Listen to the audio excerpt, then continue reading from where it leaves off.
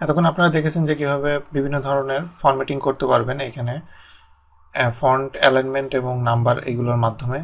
এখন আমি আপনাদেরকে এই সেকশনটা নিয়ে কথা বলবো, স্টাইলসের মাধ্যমে আপনি কিভাবে ফরম্যাটিং করবেন, এবং এটা খুবই পাওয়ারফুল একটা গ্রুপ। এটার মাধ্যমে আপনি অনেক সুন্দর সুন্দর স্টাইল দিতে পারবেন। আমি প্রথমে যেটা করব, এখানে এই যে ডাটা সেকশনটা, এটা আমি সিলেক্ট করব। তো পুরো ডাটা সেটস বারবার আমাকে হয়তো যদি সিলেক্ট করা লাগে, সেই ক্ষেত্রে আমি আপনাকে অলরেডি দেখিয়েছিলাম যে এটা আমি একটা নাম দিয়ে দিতে পারি। এটা দিয়ে আমি এন্টার দিলাম। দেওয়ার পরে এখন আমার যদি বারবার এটা সিলেক্ট করা দরকার হয়, আমাকে জাস্ট ডাটা 1 দিলে পুরোটা সিলেক্ট হয়ে যাবে।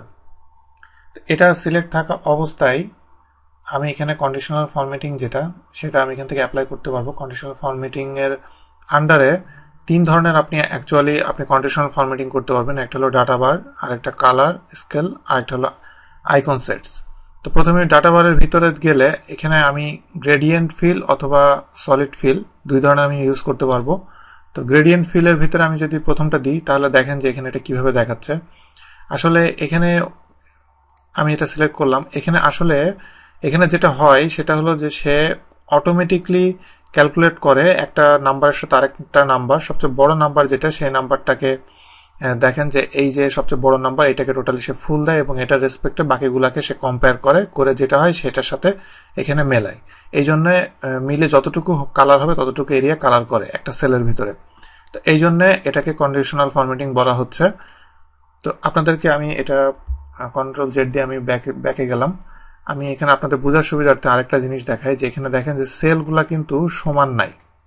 তো সেলগুলোর উইথ যদি সমান না থাকে, সেই ক্ষেত্রে আমি সবগুলো সেল একসাথে সিলেক্ট করে যে কোনো একটার উপরে নিয়ে আমি যদি এইভাবে চেঞ্জ করি, তাহলে দেখেন যে সবগুলো সেল অলরেডি চেঞ্জ হয়ে গেছে। অথবা আপনি রাইট বাটন ক্লিক করে কলাম উইথ, এখান থেকে আপনি এটা চেঞ্জ করতে পারবেন। আমি যদি এটা 13 দিই, তাহলে এভাবে চেঞ্জ হয়ে যাবে। অথবা আপনি এখানে যে ফরম্যাটের ভিতরে কলাম উইথ, এখান থেকেও আপনি এটা চেঞ্জ করতে পারবেন।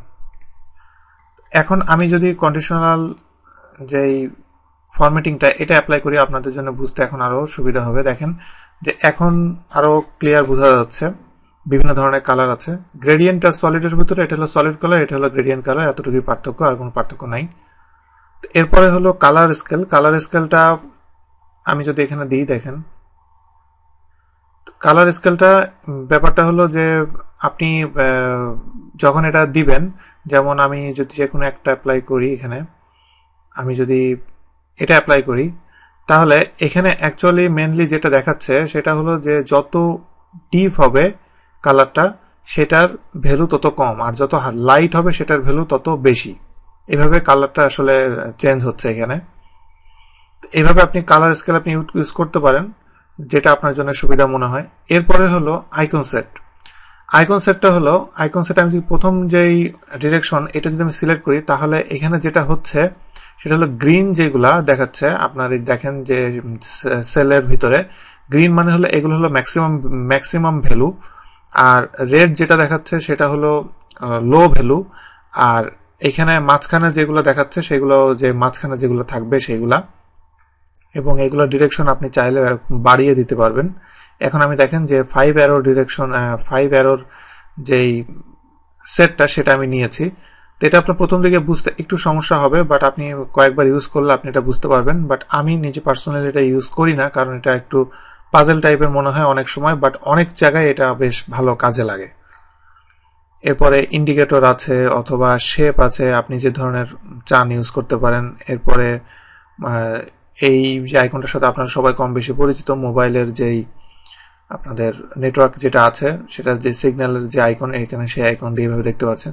তো আমি এখানে যে কোনো একটা যদি আমি সিলেক্ট করি, সিলেক্ট থাকা অবস্থায় আমি এর উপরে যদি আমি আরেকটা দেই, দুইটা দেওয়ার পরে দেখেন একটা আরেকটার উপরে ওভারল্যাপ হয়েছে। বাট এটা কিছু কিছু জায়গায় আপনার সুবিধা কাজ করার জন্য, কিন্তু বেশিরভাগ জায়গায় ডবল আপনি রুলস অ্যাপ্লাই করলে এটা আপনার জন্য একটু কমপ্লেক্স হয়ে যাবে। তো সেই ক্ষেত্রে আমি যদি কন্ডিশনাল ফরম্যাটে উঠিয়ে দিতে চাই, এখানে যে clear rules from selected cell, আমি সেল সিলেক্ট করি নাই, clear rules from entire sheet, এটা যদি দিই, ফুল এন্টার শিটে যে কয়টা কন্ডিশনাল ফরম্যাটিং থাকবে সেগুলা এখানে ডিলিট হয়ে যাবে।